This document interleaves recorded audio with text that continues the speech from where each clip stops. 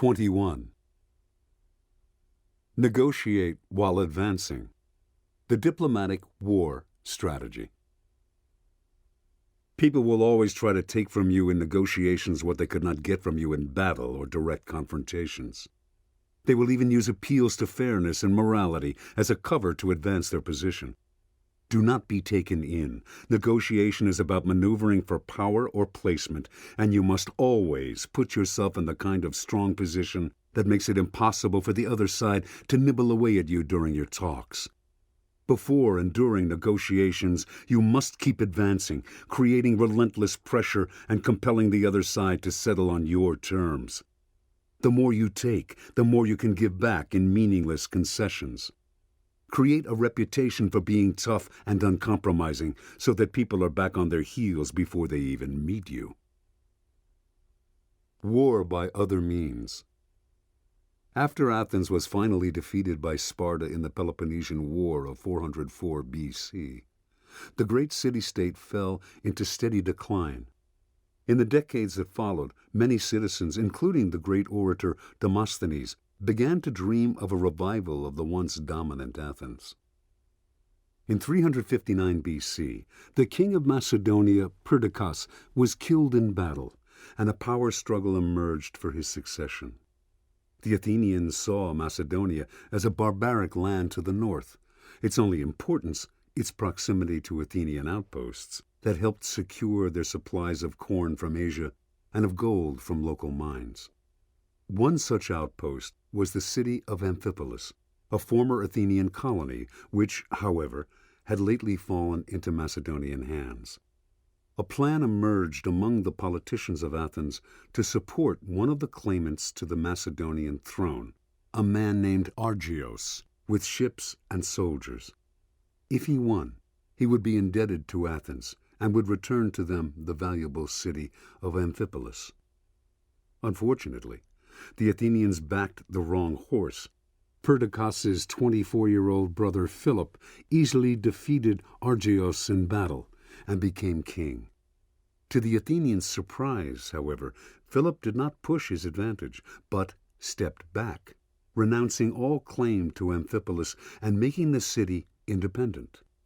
He also released without ransom all the Athenian soldiers he had captured in battle. He even discussed forming an alliance with Athens, his recent enemy, and in secret negotiations proposed to reconquer Amphipolis in a few years and deliver it to Athens in exchange for another city still under Athenian control, an offer too good to refuse. The Athenian delegates at the talks reported that Philip was an amiable sort, and that beneath his rude exterior he was clearly an admirer of Athenian culture. Indeed, he invited Athens' most renowned philosophers and artists to reside in his capital. Overnight, it seemed, the Athenians had gained an important ally to the north. Philip set about fighting barbaric tribes on other borders, and peace ruled between the two powers. A few years later, as Athens was racked by an internal power struggle of its own, Philip marched on and captured Amphipolis. Following their agreement, the Athenians dispatched envoys to negotiate, only to find, to their surprise, that Philip no longer offered them the city, but merely made vague promises for the future. Distracted by their problems at home, the envoys had no choice but to accept this. Now, with Amphipolis securely under his control, Philip had unlimited access to the gold mines and rich forests in the area. It seemed that he had been playing them all along. Now Demosthenes came forward to rail against the duplicitous Philip and warn of the danger he posed to all of Greece. Urging the citizens of Athens to raise an army to meet the threat, the orator recalled their victories in the past over other tyrants. Nothing happened then, but a few years later, when Philip maneuvered to take the pass at Thermopylae, the narrow gateway that controlled movement from central to southern Greece, Athens indeed sent an army to defend it. Philip retreated, and the Athenians congratulated themselves on their victory. In the years to come, the Athenians watched warily as Philip extended his domain to the north, the east, and well into central Greece. Then, in 346 BC, he suddenly proposed to negotiate a treaty with Athens. He had proved he could not be trusted, of course, and many of the city's politicians had sworn never to deal with him again.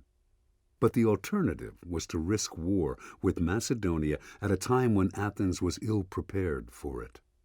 And Philip seemed absolutely sincere in his desire for a solid alliance, which, at the very least, would buy Athens a period of peace. So, despite their reservations, the Athenians sent ambassadors to Macedonia to sign a treaty called the Peace of Philocrates. By this agreement, Athens relinquished its rights to Amphipolis, and in exchange received promises of security for its remaining outposts in the north. The ambassadors left satisfied, but on the way home they received news that Philip had marched on and taken Thermopylae. Challenged to explain himself, Philip responded that he had acted to secure his interests in central Greece from a temporary threat by a rival power, and he quickly abandoned the pass. But the Athenians had had enough. They had been humiliated. Time and time again, Philip had used negotiations and treaties to cover nefarious advances. He was not honorable.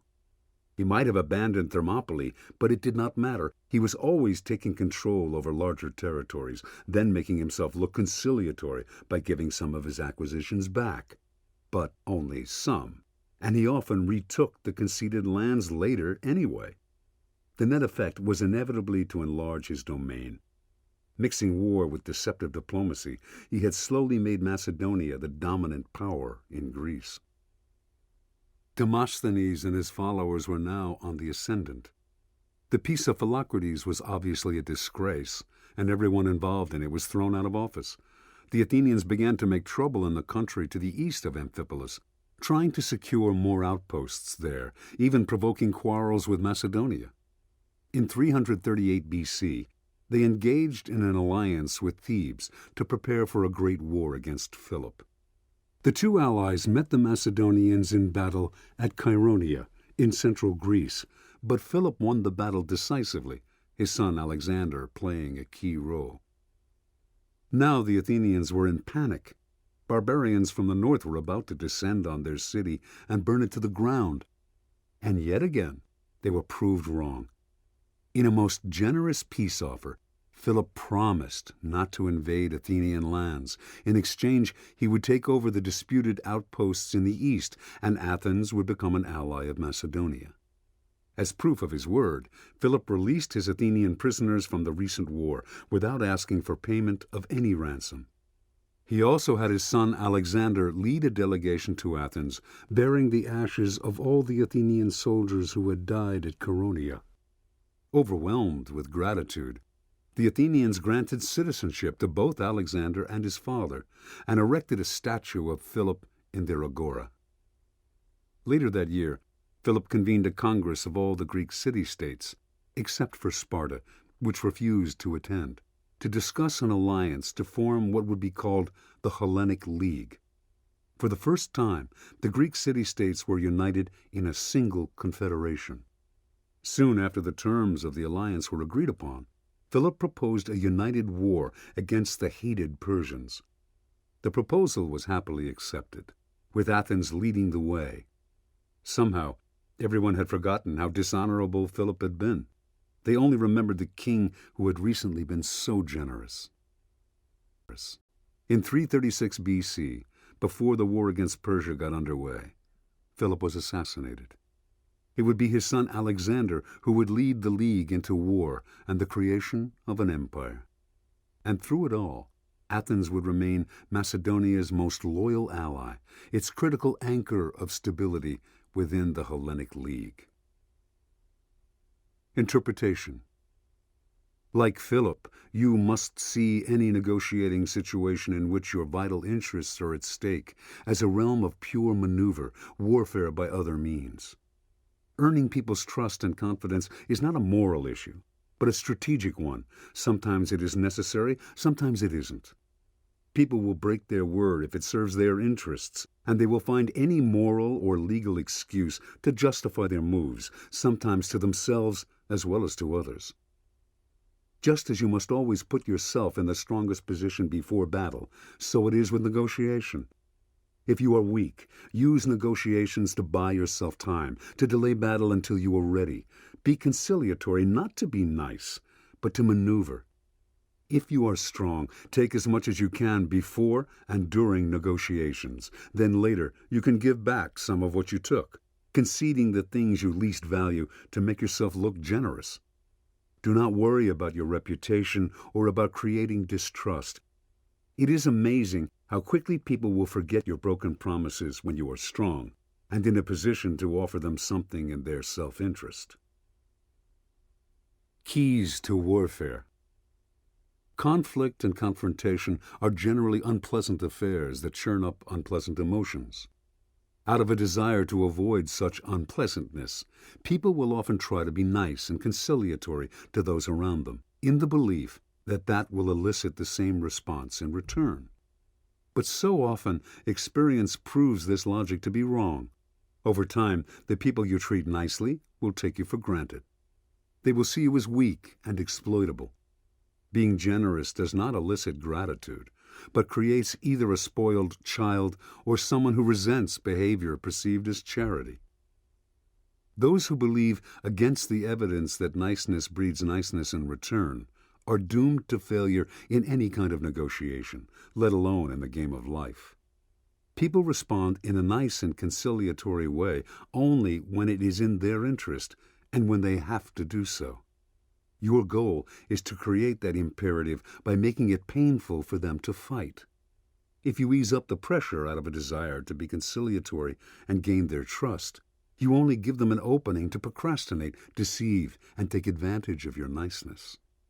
That is human nature. Over the centuries, those who have fought wars have learned this lesson the hard way. By continuing to advance, by keeping up unrelenting pressure, you force your enemies to respond and ultimately to negotiate. If you advance a little further every day, attempts to delay negotiation only make their position weaker. You are demonstrating your resolve and determination, not through symbolic gestures, but by administering real pain. You do not continue to advance in order to grab land or possessions, but to put yourself in the strongest possible position and win the war. Once you have forced them to settle, you have room to make concessions and give back some of what you've taken. In the process, you might even seem nice and conciliatory. Reversal.